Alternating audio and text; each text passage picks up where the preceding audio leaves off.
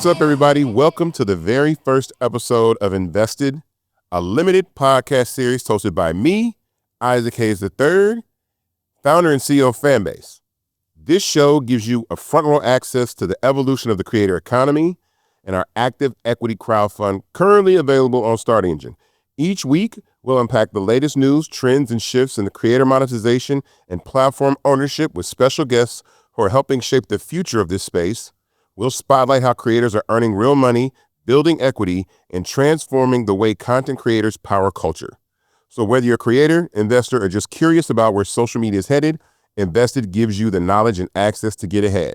Now, normally, I'd be joined by our CTO, Romero, but he is out on vacation this week, having fun. So filling in for him today is someone I'm proud to welcome, Mr. Justin Dawkins, who is not only a longtime advocate for creators, but also, full disclosure, an investor in Fanbase. And he won't be the only one. We'll be bringing other investors and voices throughout the season to share real insight and real experience. I'm going to introduce Justin for everybody that doesn't know. Justin Dawkins is a 20-year entrepreneur and investor with a deep focus on capital access and supply chain innovation. As an active investor and early supporter of Fanbase, Justin brings 2 decades of experience helping founders scale across multiple industries. He's also building technology solutions in the film and television space, bridging the gap between content and infrastructure and the entertainment economy. Welcome, Justin. What's going on? Hey, man. I'm just happy to be here. It's hot outside, so man, thanks for the air conditioning. This is like, so everybody know we're in Atlanta, Georgia. It's absolutely hot outside today because nobody's on the street. It's like 95 degrees. Probably the heat index is 100, but I just wanted to say that. So the purpose of this podcast is really to talk about a few things, but more importantly, our raise on Start Engine, our equity crowdfund that we're currently raising. We're raising $17 million in a Regulation A equity crowdfund on Start Engine. So right now, you yourself can go to startengine.com/fanbase and invest. The minimum to invest is $399. They get you 60 shares of stock in Fanbase at $665 a share. That's important because this is not a GoFundMe. This is not a donation. This is not a Kickstarter. This is actually equity in Fanbase. So if you want to, go to startengine.com/fanbase and invest right now. I start this show off every week. Me and Romero usually talk about like the why this is so important, but for me, I'm going to hand that off to you because this is going to be a conversation between you and I back and forth, and we're just going to talk, but we're going to get into some other creator economy subjects and things that are going on right now in pop culture when it comes to the creator economy. So why is investing in Fanbase this moment important? Well, I think the reason investing in Fanbase is so important right now is because of what's happening in the broader economy, the broader capital access market, and just in the broader media and entertainment space. When we think about Hollywood, I talk to people and think Hollywood makes movies. Yeah. Hollywood doesn't make movies. It makes stars. And when I think about the potential of Fanbase and owning the infrastructure of media and content, I think about the missed opportunities in the past. Mm-hmm. You brought up examples in the past around what would have happened if we would have had IP around the turntable when hip hop was emerging. Yeah. What would have happened if we had IP around streaming when streaming was coming online with Napster and eventually Netflix and YouTube? What would it look like if we actually owned pieces of the piping of which our media and content flows through? And so it's an incredibly important time. If you look at the broader economy, you look at the global markets, being able to have more than one avenue to, stream your content, make money through your content, I think has become more and more important going forward. So it's an important time to pay attention to those that are, yes, the incumbents, the big players, but also those that are emerging, coming up with new ideas, new ways to monetize an audience, or just bring attention and light to the things that are important going on in the world. Yeah. So for those that may not know what this is about, if you're a first-time listener to this podcast or you're new to the platform, Fanbase is a social media platform that I created that allows you to have followers for free, like all the other social platforms, but also simultaneously have subscribers that you can monetize and also have micro tipping through something we call love. So you can like on Fanbase and you can love on Fanbase, right? And the reason why I did this is because I saw inequity in the Black community. It's how we contribute so much to culture and so much to technology, but we don't ever own the infrastructure of these platforms, and they wind up being multi-billion-dollar industries that make a lot of people rich, and then a lot of people get left in the dust. And so Fanbase is that brainchild. It was independently funded by myself until the end of 2020. And then I got into something called equity crowdfunding, what we're doing on Start Engine. And the first 3 rounds we did in equity crowdfunding allowed me to raise $10 million.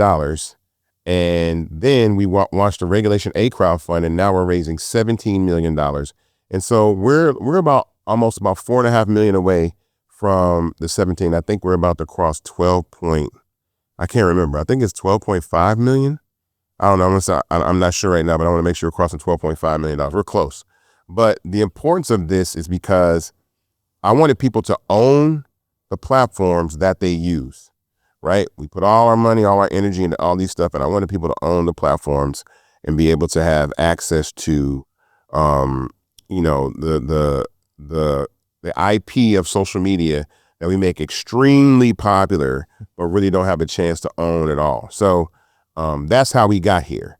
And so Invested is our take on this current round of what we're doing, but also letting people know about the creator economy and things like that. So Justin, what do you know about the creator economy? I'm learning every day. What I do know about the creator economy is that it's transformative to the broader economy. When we think about, particularly in the U.S., and I would say, again, going into global markets, consumption, whether that's food and bev, whether that's fashion, obviously music and other forms of entertainment, the reality is the internet democratized it all. It makes it accessible. Yeah. If you got a smartphone in your pocket, you can create short films, you can start a business, right? And I think exactly. And that to me is the most important thing about the creator economy, is that everybody is a creator in their own right. It might be simple pictures and captions, but it might be feature-length films if you know how to do it and if you're willing to put in the time. And what we're seeing is that not only are the tools being democratized, but also the learning and the education to learn how to use those tools is also being made more accessible and available. So when you put those two things together, I think you create a really, really rich environment for wonderful things that come out of that.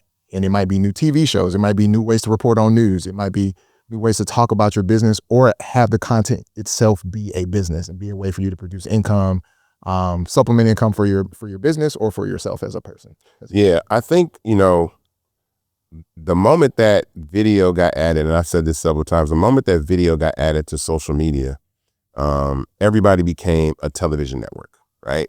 So once you can take video, because you got followers, right? And so your followers, in essence, are viewers to your content. On other platforms, you might not get all your following to see your content, but if you have 1 million people following you, then you have 1 million viewers who want to see your content, either as you post it or somewhere down the line when they tap back into the platform. And I think that's important, because now that's the quiet part out loud, because now it gives the ability for people to create content with direct-to-consumer monetization on a platform like Fanbase. And then now you are your own Netflix. But not only are you on your own Netflix, you're your own podcast. You're your own short form video editor. You're your own photographer. All these tools that we give, that we want people to be able to monetize their content and have an opportunity to scale, is what makes Fanbase different from everybody else. We talk about content suppression all the time. We talk about shadow banning.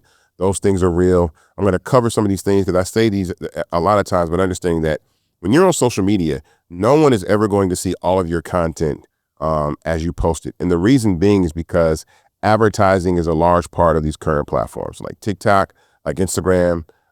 It's a large part of these platforms. So they can't let you reach 1 million people by posting a photo or a video and then turn around and charge Domino's Pizza to reach 1 million people, because that in turn would say, well, Domino's would just say, man, let's just go to user X's page and hand them a check and be like, yo, put this commercial on your page and you can reach all these people. So that's the importance. That's a big differentiator between us and other platforms because we're not built off disruptive advertising. We're not built off advertising that limits the viewer from being able to actually, the poster being able to actually, see all their content. And so I think that's extremely important. What I know about the creator economy is something that I think about is inequity. I was having a conversation the other day. This is actually something that we're going to talk about briefly today because I think this is important. Do you remember the Renegade Dance? Renegade, yeah. There was a Renegade big challenge. It was a challenge created by this young black girl named Jalea Harmon. And it got popular on Instagram and TikTok. And K-Camp. Yep. So from that dance, that challenge, another creator named Charlie D'Amelio did that dance and got very, very popular on TikTok. To no fault of her own, right? She started receiving brand deals. She started receiving endorsements and endorsement opportunities and stuff like that. And Jalea didn't really get a lot of those opportunities.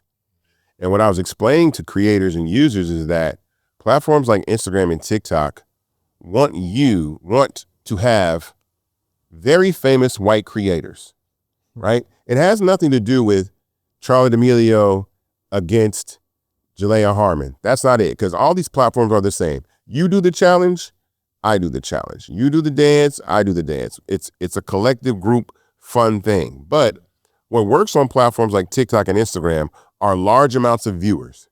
And so the ability for someone like Charlie D'Amelio to bring millions and millions and hundreds of millions of views because she is white gives more real estate for TikTok and Instagram to run advertising in between, leaving Jalea in the dust to not really get the brand opportunities that most people get. And I was looking the other day, the last time I checked, and I wish I could check right now, and I don't know. Andy, if you could, matter of fact, if you could, Andy's here too. I don't know if you know Andy's here, the producer. He's here. Say what's up, Andy, on the microphone real quick so everybody knows. Yo, what's up? Yeah, Andy's here. Andy's the off-camera producer for Invested, so you'll be hearing him from time to time, especially when we get to the Q&A section. But I saw the other day that I think Jalea Harmon just went to college. She stopped trying to pursue the content creator space. Yeah. Meanwhile, Charlie D'Amelio is worth tens of millions of dollars. Right. I mean, let's have that conversation real quick. I mean, I think, staying in the lane of invested, right? The theme. Yeah. One of the things that stands out to me about the creator economy is that oftentimes our works, our ideas, our dances, even just our words and, definitely our music is used as almost like a seed round, Yes. So those not familiar with investing, seed rounds are the first money in when you're building a business. And so here she is now worth tens of millions of dollars, all, money in, but no return on the creator, no return on the original, the source. And so I think it's messed up for one. I mean, I think the other thing to be mindful of is that you have to be very, very careful about and thoughtful, that might be a better word, on where we put our content, knowing these things, right? Like you said, these are attributes of a system. The attributes of the system are, our job is to garner eyeballs. Whoever gets us the most eyeballs is who we're going to promote, is who we're going to push and advance. And if the people that if there are more white eyeballs in the country than black eyeballs in the country, then they're going to push creators that they believe will resonate with that audience, right? Because that's where they're going to get the most eyeballs. It's a numbers game. Do I agree with it? No, but I do understand there's no point in arguing with numbers. So I think it's important to understand that if we're going to put our creativity out there in the world, particularly on these platforms, recognize the game. It is what it is. Our options, we have to create options, which is what Isaac has done, which is why I'm a 2-time investor into Fanbase, to be clear. So yes, I'm an investor. I invested in the very first 2 rounds of Fanbase. Very excited about that, of course. And the reason for that was coming out of the pandemic, or actually going through the pandemic and coming out of the pandemic, I realized everybody's eyeballs were fixated on screens. Yes. For effectively for 2 years until we started saying we outside. Right. We outside. We outside. Everybody was staring at a screen for hours upon hours upon hours. And that's, in the world of social media and content and entertainment, frankly, that's money. That translates into dollars. And we saw the rise of other platforms. We saw Versus, come and go, and is, as much of a cultural moment as much as we can appreciate it. It made a few people rich. Not mad at it, but at the end of the day, if we don't have the infrastructure and the resources to support our own flavors of that, we'll continue to lose, some of our best properties and ideas and concepts to other systems and other platforms that do have. And so, investing in Fanbase and into creators is a way to ensure that the money stays in the creator economy, because we back an amazing creator that comes up with a challenge. He or she makes a bunch of money. Maybe it pays for college. I'm not saying don't go to college. Absolutely go to college. But also there's money to do more things, to produce more content, more shows, and maybe even invest in other creators. So what does it look like to create a circular economy to where we're backing the dopest creators, putting out the best music, the best videos, the best content, and then they turn around and put their money into who they think is the rising stars, the next Kai Cenats or the next whomever's. Like, that to me is the power of this platform, but also the creator economy, is that it can be circular. We can support each other and invest each other and then draw more people into it. I'm glad you mentioned Kai Cenat, because we're about to segue into a section of this episode that I think is extremely important. What I think important about this is I noticed that there are a lot of famous, popular Black creators. And this conversation we're about to have right now is interesting. I noticed that a lot of the Black creators that are very, very popular are not taking equity ownership positions in some of these companies. And when I started to do research, I started to see that some of these creators are actually taking equity in startups to bring visibility to the app and raise the profile. First of all, I want to start with Charli D'Amelio, because while we started talking about Charli D'Amelio, have you heard of the fintech startup Step? Mm-mm. The Step card. It's kind of like a debit card for young people. Okay. Charli D'Amelio took equity in that company and helped them raise $300 million. Wow. By joining the platform and taking an equity position in that company. Yeah. I don't even know what the company is worth now, but leveraging that. I was looking at something else interesting too. There is a company called Poppy. I don't know if you remember this. And Poppy is a soft drink. Yep. And Pepsi bought Poppy in March of this year for $1.95 billion. Yep. Right? And what's crazy about that is that Alex Earl's equity stake in Poppy could be around 1% to 3%. And that 1% to 3% equity position in that platform could pay her out anywhere between $19.5 million or closer to $39 to $58 million. Yeah. What do we got to say about that? Why are we not taking equity? Why are we so into the cash up front type of situation and not the equity? Understanding the value and what equity means in a broader sense. Mm-hmm. We hear the word equity, we hear it anecdotally. There's not a lot of financial literacy or content being generated around what it means to be a shareholder. Yeah. That's what equity means, and to own those shares. I think the other thing too is that oftentimes, depending on the background of the creator or the entrepreneur, that's going to help shape their understanding of cash and how they operate their lives. Mm-hmm. That's a big driver too. If you're looking to live a particular lifestyle, or you already have a particular lifestyle, you're going to work to maintain that lifestyle. And so you're going to prioritize cash in the bank, because that's what's ultimately helping you achieve your short-term goals. So it's a mind shift. It's a mind shift that we have to make around short-term goals versus long-term goals. And I think because certain people groups, certain individuals have been so much in the immediate gratification, Mm-hmm. my short-term goals, I need to go on this trip, I need to buy this car, buy this house. They're not thinking about 5, 6, 7 years from now, but they've never been they've never had the opportunity to think about that far into the future to where you start to see those kinds of outcomes. So, honestly, I actually don't even think that some of those companies even offer equity to Black creators. It's almost like they wouldn't give it to them. No. You know what I mean? No. Like I saw like Aiden Ross owns a part of Kick. Yeah. Right? But I see that Academics is on Rumble. I see Castaneda is on Twitch. Yeah. I don't see them trying to cough up any equity positions in those companies. Plus, something like Kick is already part of Amazon, publicly traded company. But yeah, do you think that there's an opportunity being missed? Because I know I've heard of Bryce Hall.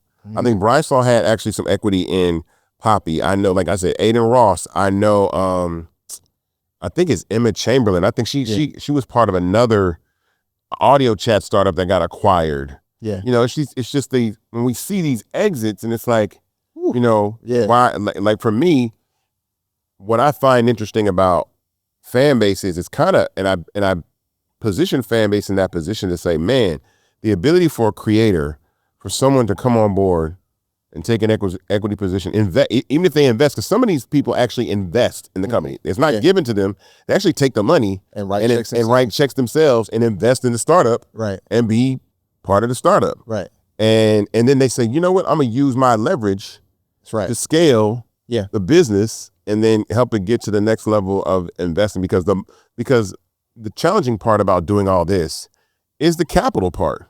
Yes, the money is important. Yes. I say that all the time. Like we've had, there have been multiple startups that have been given venture capital that have gone out of business and gotten way more money than Fanbase is given. This is hard. So a lot of times say, man, you guys have raised $22 million. I'm like, yeah, but I know companies that have raised $300 million and $40 million and $35 million, and they went belly up in a year and a half. Yeah, people don't understand the talent and the infrastructure costs to build a platform that can support tens of millions or hundreds of millions of people consuming and uploading and all those things. So there are cost implications.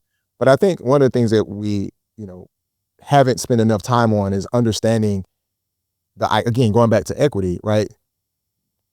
Sometimes there might be an offer on the table, but we hear such a low number, 1% or 0.5%.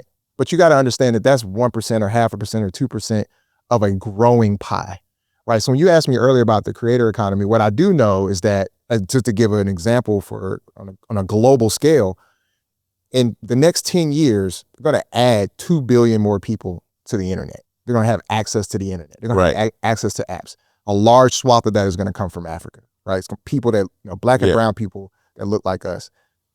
If we're not building infrastructure for when those people come online, think about the massive economic opportunity that we're missing out. Again, the pie is growing. That's 1.5 to 2 billion more eyeballs to consume content over the next 10 years. So when you think about 1% or 2%, you hear that today, like, oh, that ain't enough. I'm not going to take that equity deal for that little fledgling company. But you got to remember that they're building a company in an industry that is growing and set to grow exponentially when most markets aren't growing. Every market doesn't grow like the creator and slash consumption market. Let me look at this camera real quick too. Another thing that I want to say that I think is important is that I understand when people say, look, I want equity in a company, but it's only so big a soft drink company can get, right? Mm-hmm. It's only so big a tennis shoe company can get. But Roger Federer took 3% in a shoe company and made more money off that than all of the Grand Slam titles he ever put together. Yeah. And so I think there is an education that we need, something that we need to operate and understand about how we're going to monetize and own all this content and create, and own these industries and these infrastructures, because without it, I mean, we cash rich but equity poor. Can I give you another quick story? Yeah. So Steph Curry was just recently on I don't remember what podcast it was, so excuse me on that, but he was talking about the collective bargaining agreement, the CBA, which is basically the relationship, it's the contract between the players, the Players Association and the league. Those are two different entities. And one of the things he was talking about was, if one thing that he could shift or change was giving players the opportunity to have equity in the team they and play for. they said it was like he couldn't do it or something. It was illegal. You can't do it. You can't do it until you're not playing anymore. Right. Think about that. You're in your prime. Yeah, because he said Golden State wasn't worth what it was. It was worth, when he was drafted, it was worth $450 million. Now it's the most expensive franchise, only behind the Yankees at $9 billion. That's and he had a part to do with that. He had the whole part to do it. to do with 3-pointers is what? 3-pointers, championships, the way that he plays, the way he opened the game up and showed that a 6'2" guard, out of Davidson College that know how to shoot the ball can drive value and win championships. And he doesn't get to eat any of that. So when we look at the contracts, which is a great contract, right? He's going to make $50 million a year. But the reality is, imagine if he was able to get 1%, 2% of the team when he got drafted. 0.5% when he got drafted, what that would be worth today. Yeah, because he made Golden State the franchise that it is. I mean, it's simple math. I mean, right. A $4.5 million investment when he got drafted would be, what's that? Be worth almost $190 million. Jeez. If I'm doing my math, I'm doing it in my head. Yeah. So that, like, think about that. Now, he made a bunch of money playing. Yeah. But imagine I took something from 0 or lower to higher, again, growing pie. The pie was smaller. Yeah. The pie has grown. The NBA is more popular. It's not. It's been popularized international. We got teams from Sudan coming in to play ball. Yep. The Olympics also highlight NBA players every 4 years. 100%. Again, equity. As the pie grows, the question becomes, what slice of that do you own? Don't focus on how big the slice is. Have a slice. Yeah. Because if it is growing, that means if the industry is growing and the businesses within the industries continue to grow, that just means that your slice, however big it is going to be more valuable. And that to me is another one more story or tale as to helping me understand that even though they're creating a different type, they're entertainers. Mm-hmm. They're entertainers. They're on the court, shoot the ball, pass the ball, dribble the ball, etc. The whole purpose is to increase the value of the team, the brand over the team, the league, and the game of basketball. And imagine if you had equity in it. It goes back to the same thing with turntables. It's the same. Yeah, it's the same play over. It's the same play over and over again. Let me think. I know that I want to touch on this subject. It's a touchy subject, but it has to do with ownership and equity and who owns these apps. Mm-hmm. Are you familiar with the T app? Oh yeah, I just saw that. Let's talk about the T app. Yeah. So I have been hearing about this app for, like, honestly, to be honest, I have not been hearing about this app at all. Yeah. In maybe the last month, 3 weeks or so, I've been hearing about this app, the T app. It's an app that's designed to protect women from, I guess, bad actors, men out there that have done things. And that in itself is a little questionable because people can get up there and say anything they want to say about you. 100%. But like, man, he don't pay his child support or whatever. Anybody can say anything they want to say. But one of the things that I noticed is two things: is that the black culture was really on this app. And when it was called the T app, I'm like, okay, so because there have been these groups on the internet, these Facebook groups and TikTok groups, and I said, well, somebody just went and made an app. Yeah. And did that. And if you look at the marketing of the product, it's heavily African-American. Get the T on who you're dating, our vernacular. I looked at the visuals. There's a lot of black men featured on there. And everybody's doing this, download the app to make it number one on the App Store. Number one on the App Store. Come to find out. Oh, yeah. It's owned by a guy named Sean Cook, who is not black. And so far from black, it ain't even. So far from black, it's whatever. So the importance of that is that our culture is used to increase the value of assets that we don't own. Yes. So whenever we find something catchy or trendy, we move without actually realizing, like, who am I? Yeah. Who is this benefiting? Who is this, who's on the back end of this? Because that's what I was telling people about Tubi for the longest time. I was like, y'all, Fox owns Tubi, guys. Like, Fox Corporation owns Tubi. And Tubi went right ahead and switched their logo and switched all their programming around. And now they got a real nice, clean cut programming and have left the African American community out of the picture primarily on those platforms. So what do you think about this new situation? Because with the T app, because I heard there was a big data leak. I know you know a lot about data and stuff. What is it actually? What does that mean though? So because they said all the driver's license information of like 75,000 women got leaked online. What does that mean? So I think there's first of all, there's a lot of problems with that. Okay. The idea of it, the tech of it. Mm-hmm. So I'll get into leaks. I'll give you my reaction to T, and then I'll tell you what the data leaks and stuff mean. Okay. My initial reaction to it is, I'm a saved man, so I won't use explicit words, but I will say that I was like, oh, this is just once again appropriation of our vernacular and the way that we talk to each other and where we interact with each other. And I was like, I already knew what it was as soon as I saw it, because I think one of the things that we often don't think about a lot is how we've traded community for capitalism. I think they can go together. I think that there's a better relationship between community and capitalism. Mm-hmm. And that to me just screamed, I'm going to leverage your community to make me rich. Right. And I was just like, and simultaneously, it's kind of pitting black men and black women against one another. Yeah, is it there aren't enough terrible podcasts?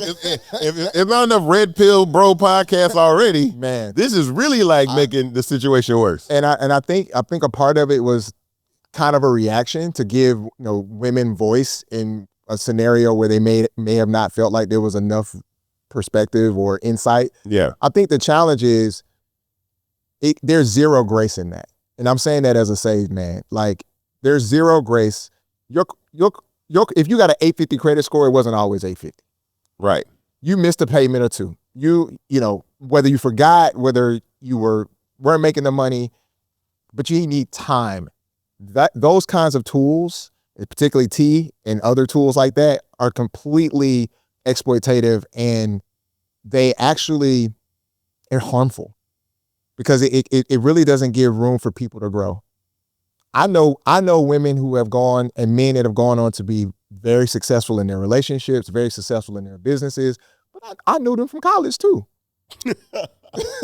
Right? I knew the old you. I know that, and if I didn't, first of all, understand that I was in college, and every decision I made in college, I'm not proud of. Right. But I wasn't able and given room to grow and be a different person and make different choices and decisions. Right. How do we ever have community again? Like, how do we get back to supporting and true love? Like, that is the harm. And I don't think that we really grasp that, because we have decided that I would rather have the information than not, even if it is to the detriment of our people, when I use this word very, very intentionally, our community. And so that's the harm.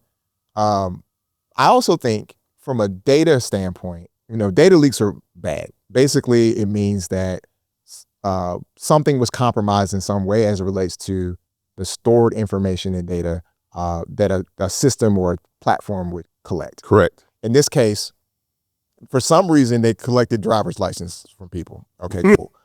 Whatever. A lot of what they call PII, or personally identifiable information, that leaks out. It ends up on the dark web, and people can use that to exploit, to do all kinds of things, open up credit lines, all kinds of malicious things. That is the other side. That is another component of the harm.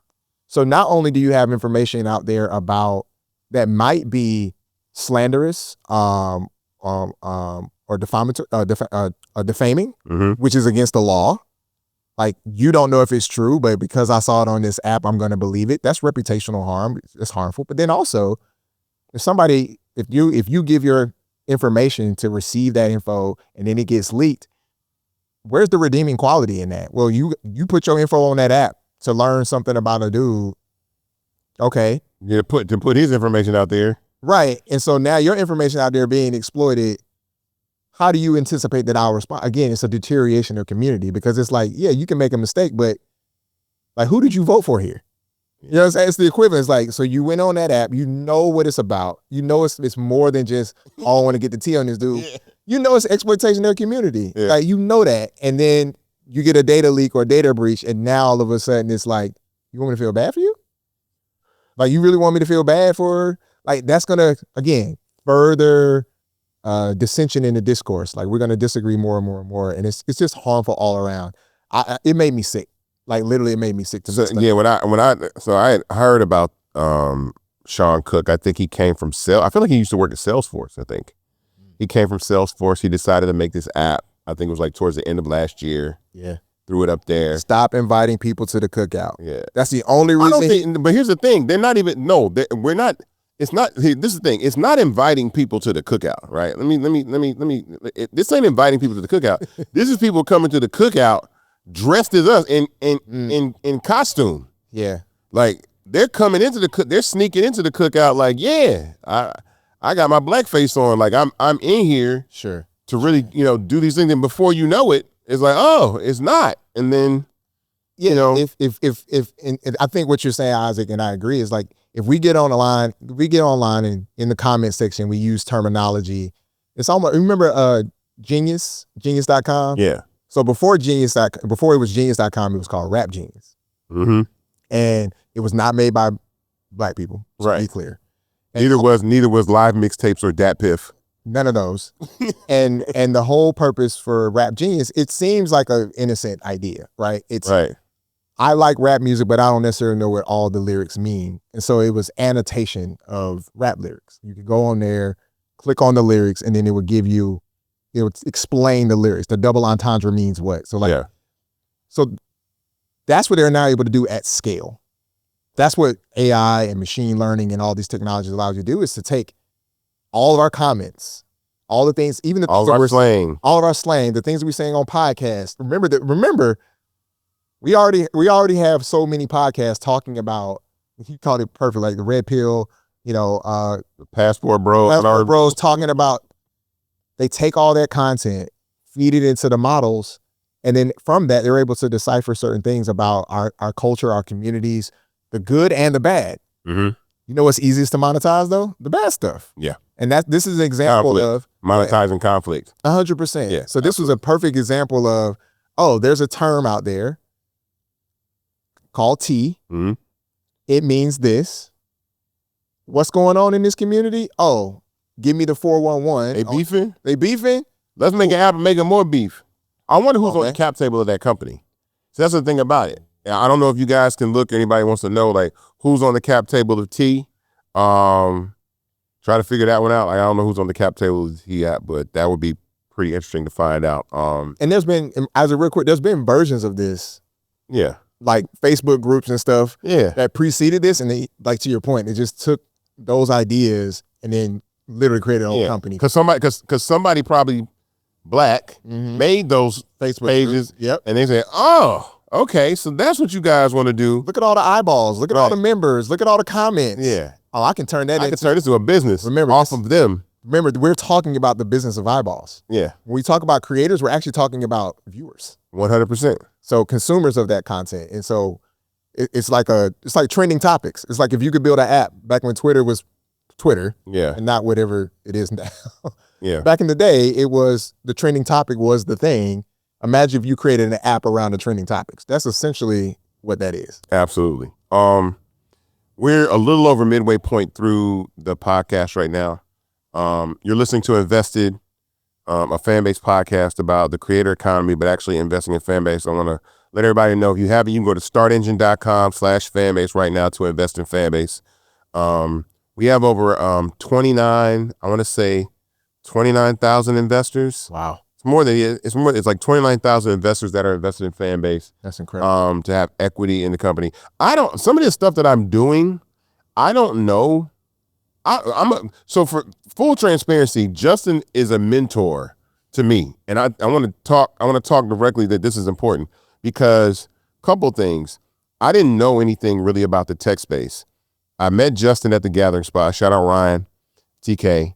And I bothered him and Jewel and Barry for all this information on what it is to go into the tech industry.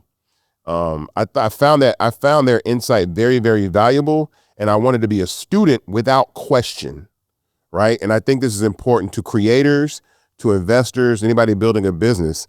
In that process, and I've had to call him before in front of other people, and I said, Justin, like, everything y'all told me to do, did I do everything y'all said? And I ain't questioned nothing. If you said the CTO got to own a percentage of the company, I made sure that happens. If you say you got to incorporate in Delaware, if you say you have to have an MVP, if you say you have to have a deck, if you say all these, you might have to bootstrap. Like, I didn't question nothing they said because they know more than I do. And I think that's a real huge part of fan bases, that early success that we have, because you don't know anything. You're going into these spaces, and sometimes you want to help creators, you want to help people, but as soon as you tell them something, they're like, yeah, but I don't really know it. I'm like, that's not how it has to work. And so coming into this space, another thing that I learned about getting into the tech space is that a lot of times the venture capital game can be a little cutthroat. But I'm coming from the music business, so I understood that the venture capital game and the music game kind of can be similar. And so I've met founders. I've heard stories even to this day still about founders that got voted out of their companies. They lost the rights to their companies. They got kicked out. Some from people in the music business that came into the company and be like, yeah, boop, get you up out of there. Even the legendary Steve Jobs at one point was voted out of Apple. So I came into this whole tech space with this anxiety and paranoia, like, man, ain't nobody gonna steal this from me. I gotta incorporate.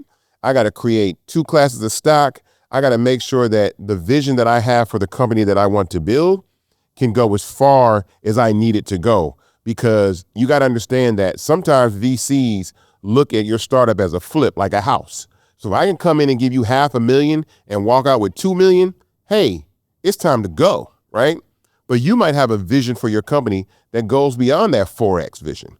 You might have a 40X vision, or a 400X vision, or a 4,000X vision. I even remember at one point, Yahoo offered to buy Facebook for $1 billion. Yeah. And they were all telling Mark Zuckerberg to sell, right? They were telling Mark Zuckerberg, you need to sell Facebook for $1 billion. It's a great deal. Yahoo, sell it. The fact that Mark Zuckerberg had control of his company allowed him to decline that offer. Right. And now Meta is a $1.7 trillion company. Crazy. Right? And that is the thing that in this process of building Fanbase and the story of creating this company and allowing people to invest in it, because I have a broader vision. I understand that collectively our culture plus infrastructure gives us a path forward that we've never had before. Ever in life, we've never had the ability to own the infrastructure and be the culture on a platform at the same time. We've never had it in sports. We've never had it in music.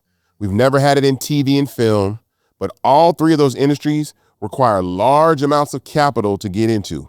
Millions and millions of dollars to build sets and build stadiums, build record companies and mass produce CDs and records. But tech, it's digital. It's an infrastructure that we can scale infinitely globally, and our culture powers it. And so that is the reason why I think it's so important that we invest in Fanbase, because it's a vehicle that every single person that invests or has reach or has influence has the ability to go online and tell other people to join the platform and tell other people to invest. And so in building all these things, I was just oblivious to the fact that we've made a lot of progress in ways that a lot of people haven't. So when I tell investors, like, I've raised $22 million, they look at me like, bro, in equity crowdfunding? Right. Bro, you know what you gotta do to do that? And I give the credit. Here's the thing that I give the credit to. I give the credit first and foremost to the actual product. I give the credit to Fanbase as a product. I know that people say they're investing in the founder, but I would not have been able to raise the money for Fanbase with a whole bunch of images of an app on PDFs.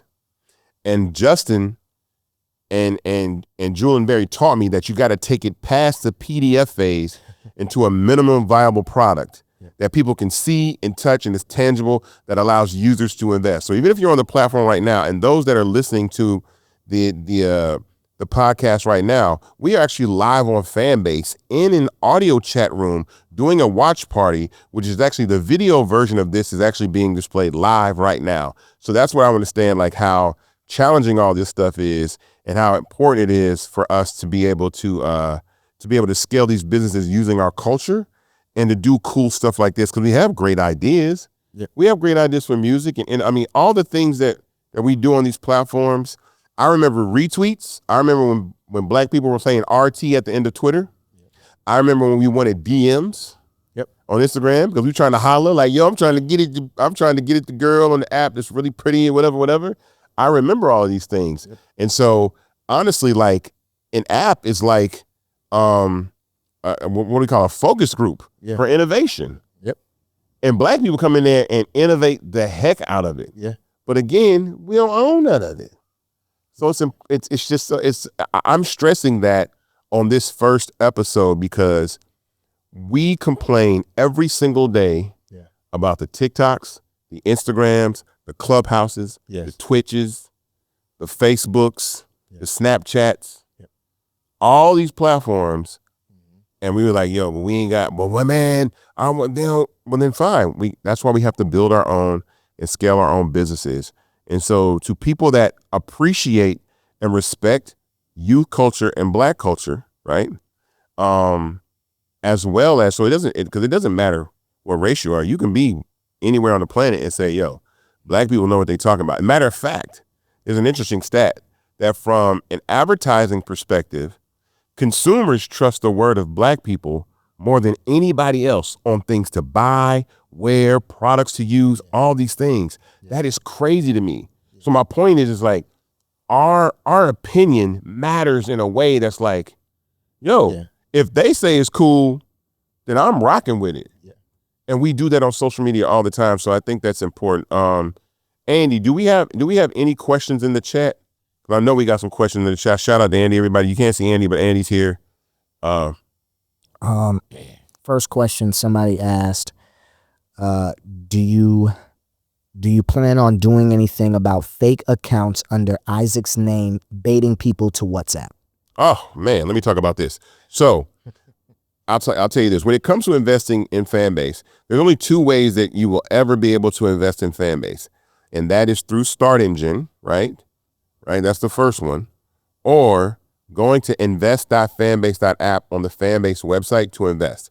You will never see me ask you to cash at me, Venmo me. I can help you get into crypto, all these things. Plus, that's what verification badges are for. I'm verified on Fanbase. So if anybody's reaching out to you on Fanbase or on Instagram that isn't verified, I think I'm verified on Twitter, like check for the verification, because verification matters in this new era of AI and all these things, faking voices, faking images, all these things. So those are the only two ways that you can invest in Fanbases. Startengine.com/Fanbase or invest.fanbase.app. What else we got? Someone said, what are your plans for this podcast? So this is a limited podcast. I think that, this came about from a conversation Romero and I had last week. And it was really more along the lines of we were doing an audio room every week about the raise. And we were talking about that. But last week, it was very conversational. We even filmed it in the office. And I was like, yo, this feels like a podcast. And so I said, well, we need to do that because I know we have a lot of people that come to the audio rooms every week, but let's take this message broader outside of the app into content that can live on other places where people can hear about Fanbase, hear about our progress, hear about investing, things like that, and be part of that whole situation. We will be, taking necessary steps to make sure that there aren't any fake accounts going on Fanbase and stuff like that. Can I share something too about even this experience? Yeah, go ahead. With what I love about this, what you just shared with you and Romero, and is the speed. You observed something, you made a decision quickly, and now here you are a week later with a podcast. Oh yeah. I just want to say that like that right there is actually what I invested in. Right? Like I invested in Isaac. I believe he can pull this off. Yes, I love the product and the I also know the product's going to change, right? It just does over time. When Instagram launched, it was photos with filters. Right. That was it. Now it's a whole ecosystem of features and different products. So the ability to observe, read the tea leaves, as they say, pun intended, and then be able to say, you know what, let's just try. Let's get the lights. Let's get the cameras. Let's, you text me. You called me last night? Yeah. You called me last night, like, pull up. And I'm like, yeah. And that was one of the reasons I was like, yeah, I'm gonna make it work, is because I appreciate you take the feedback. It reminds me of what's going on with Red Lobster, CEO of Red Lobster. He's doing his thing. I love it. And he was like, yeah, so we saw what y'all had to say, and a week, 2 weeks later, we're giving y'all flavors. Here you go. Yeah, the crab boil. We got spicy crab boils and all that. Yeah, I'm like, that's ideating quick. That's that rapid innovation. Yeah. That's what I love, and like that's what I'm invested in. I'm invested in making decisions quickly, learning, and then grace. I think that's the other thing too that's oftentimes missing from the conversation is like, the reason we have to raise money and the amounts of money is so that we have room for error. Like, okay, we went left, we should have went right. Let's course correct, and not have everything be, the business got to shut down, the platform gone. Yeah. So that's another reason for the resources, is to give time for experimentation, to figure out what works and what doesn't work. Yeah, I'm big on the ideation. One thing that I will say, and I try to explain to people sometimes, is the amount of capital it takes to scale and grow businesses. Because a lot of times, we get heat. People be like, yo, what's going on with the app? How come it doesn't have carousels? And I'm like, guys, if you guys knew how, this is the hardest thing I've ever done.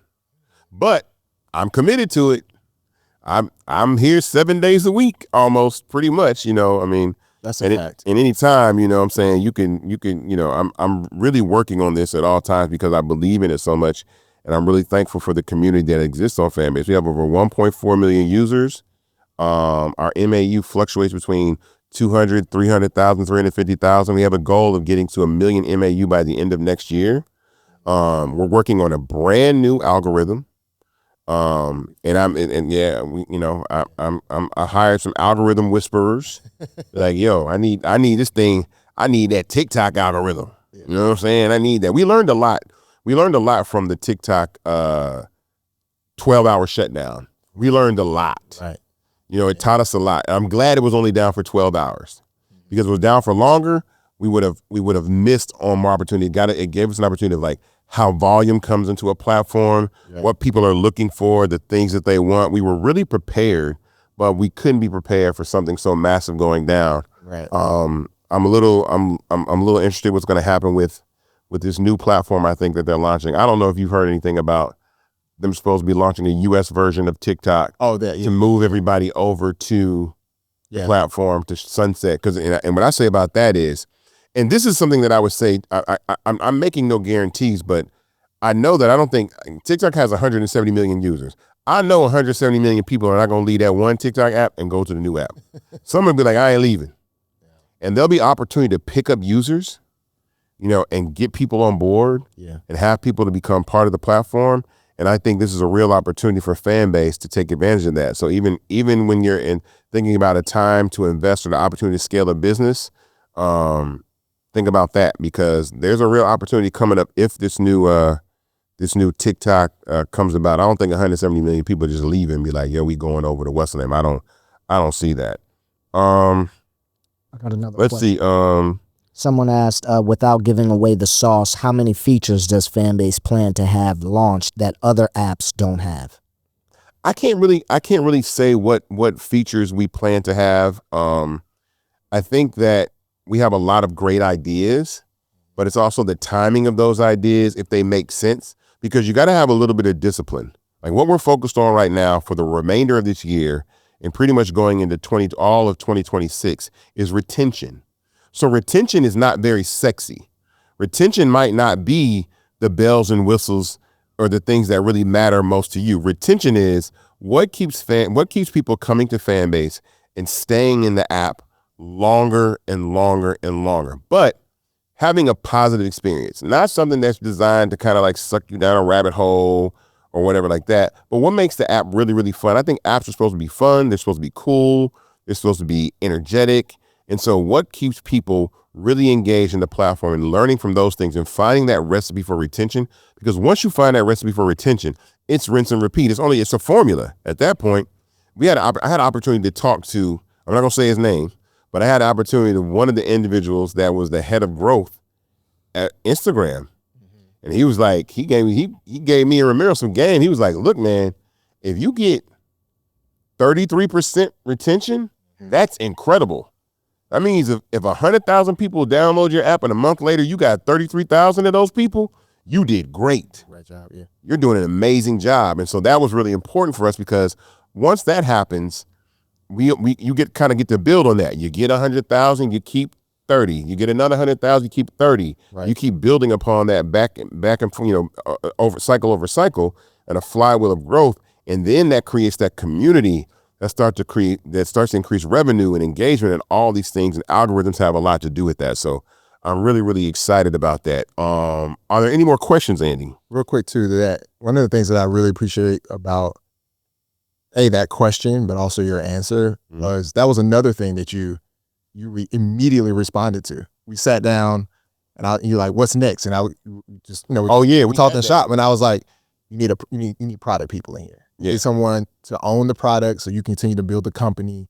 And you like immediately, it was almost like I blinked and you're like, I got candidates and I just hired. And I was like, when did you do that? Yeah. Because I remember asking you like, how can I be helpful? What you looking for? And I hope, we had a great conversation and I look up and less than 60 days later, you're like, yeah, I got this person and this person. And I got two advisors. And I got two advisors that were former Meta employees on Snapchat. Yeah. So that's just a testament to you being responsive to the needs of the community, but also the needs of your business and taking action quickly. Because you could have drug it out, you could have stretched it out, but I gave you a little bit of insight. You went and got additional advisors, and the talent you brought on, bro, is like top tier talent. And I was like, oh, he's serious. I'll be listening. Some people say, man, does he listen? I'm like, you listen. You don't. The job for me is always to put smarter people around me. I'm the visionary.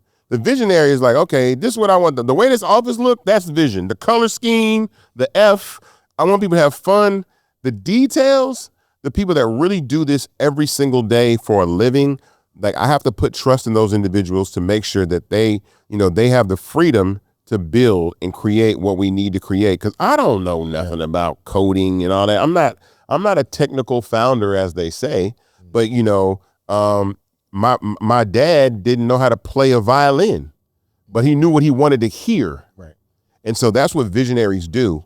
And so I'm proud to be able to do that, but I'm very, very fortunate enough to be surrounded by a great team, a great development team, all those things. I briefly want to tell people the process of investing in Fanbase because we get a lot of questions about like, well, how long is the raise open? So how long is the raise open? The raise is open until we reach our $17 million goal. Once that happens, you can no longer invest in Fanbase. So I tell people to invest sooner than later, right?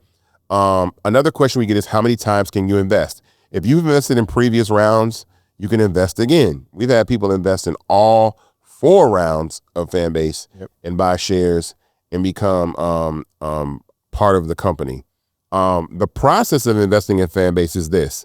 These raises are held on platforms that are regulated by the SEC. So Fanbase is not the entity raising the capital. Start Engine is. So Start Engine is where you would go to invest in Fanbase. You would create a Start Engine account.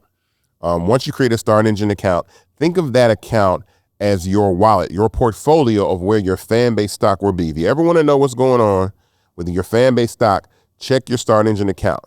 You can email us and we can reach out and kind of pull those things together. But Start Engine is your source, right? Where you always do that. Once you invest in Fanbase, that money goes into escrow. And that means that we don't have it and you don't have it. And a regulatory background check happens. Once that regulatory background check happens, because sometimes people try to launder money through these raises, you will get a request to confirm your investment. That's very important because if you don't confirm your investment, your money will get returned to you. You won't be invested and you'll think you'll be invested in Fanbase and you won't be invested in Fanbase. And so we think that's very, very important because sometimes people be like, yeah, I invested. I'm like, but I didn't get anything. And like, oh man, I never confirmed my investment, and they sent their money back. So once that happens, you will then be invested in Fanbase and actually have equity in the company. And that's important because you got to follow all those steps. And we want to make sure that people understand explicitly how to be able to invest in the company. Again, we are probably less than, I think, 20 something % in closing this round. I'm excited to be able to do this podcast and have everybody that's on board, everybody that stayed into the audio room this entire time. I'm sorry that we've been there. Shout out to the Fanbase community. Shout out to Sil, who's in the audio in the chat room on Fanbase. And so, handling this and making sure that we get everything we do. Andy, are there any more questions left before we go? Yes, there was a question. Someone said, can you go more in depth on what you expect will happen with TikTok and how that will affect Fanbase? You talking about the upcoming TikTok ban? The upcoming TikTok ban, yes. So, well, what I'm thinking is that, and again, this is all speculation and me guessing, but what's been kind of reported online is that TikTok will be launching a U.S. version of the app that's going to aggravate people that are very, very comfortable on those apps. The one thing that I want to make sure that we have very ready for another potential TikTok migration is our algorithm. And we had to learn a lot about algorithms because algorithms are expensive. You have to tag so much data. Tell people, like, we had this, Justin, real quick. Tell people about, like, we had a conversation about how algorithms work and you got to tag them. So explain how all that works real quick to people that may not know. Yeah. So this will be quick and dirty, but hopefully helpful and insightful to people. So algorithms are a set of kind of rules, right? Parameters, logic, if you will, and it's math. And so the idea is you feed data into the algorithm, and the algorithm manipulates that. Think about a search engine, right? So a search engine, as an example, takes all these web pages, and then using an algorithm, it then scans all of the text, and then from that, it will say, the algorithm will determine which piece of content, which web page is most relevant to certain search phrases or terms. So for instance, if you are on, say, Google and you search barbecue restaurants near me, right? The barbecue restaurants and near me are two different things. Near me implies location, and barbecue and restaurant implies a physical place and space. There's an algorithm, basically math, but basically a logical function that will determine and give weights to those two things. And then it will use the data. It would then take that and apply it to the database to surface responses or answers to that math equation. So in order to do that with social media content, remember, most of social media content is images and video. So you have to find scalable ways to categorize that content. It's one thing to say a web page that has text or even comment section, but what if it's all audio? What if it's all video? What if it's just a picture? So you have to go through the process of analyzing a piece of content, tagging it so that when an algorithm searches for it, it knows it's found something that's relevant to the search. So algorithms are basically math equations, and you feed the variables in the math equations are the tags that you've placed on different types of content. And that part right there, I want to explain to you how important that part is, because the tagging part is really the secret sauce to the algorithm. The part that helps you, because without tagging, the algorithm can't determine what you might be interested in. So if you're watching a piece of content, the algorithm has learned already in that content that it is a 20-something-year-old African-American male that likes to wear Adidas shoes, that's in Chicago, that is eating a piece of pizza. And so, and then whatever you're saying. So the text, the images, the audio, it reads all those things and it says, okay, a few scrolls from now, send them another piece of content of somebody wearing Adidas and see if that gets them to stay longer. Or send them something about pizza. And it slowly starts to build this profile of you that you might not even know. What I love about algorithms is algorithms tell you more about yourself than you could even tell. So for me, for some reason, I really like comic book content. So now my timeline is always filled with like comic book content, AI content, pet videos, stuff like that, when normally I'm not talking about pet videos all the day online. Yeah. But, when the algorithm, talks your innermost secrets, it does that. And so us building a robust algorithm to capture as many people from this particular band is something that's extremely important. And we also want to simplify that. We're going through app simplification. We want to make it easier for people to post on Fanbase. So straight to post, like really quick ways that you can post your content and share your content online. Simpler ways to navigate around the platform.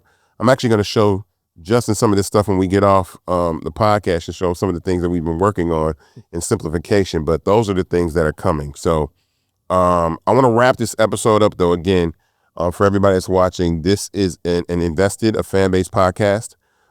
We will be doing these every week until we close this $17 million round. Expect special guests, topics that talk about the creator economy in depth. Romero will be back next week. We're going to jump right back into more things that we do. And again, if you want to invest in Fanbase, go to startengine.com/Fanbase to invest. The minimum to invest is $399. That gets you 60 shares of stock in Fanbase at $665 a share. Justin, I appreciate you hanging out. Appreciate you. I appreciate you, hanging with us today. And we will see you guys next week on Invested, a Fanbase podcast. Talk to you later.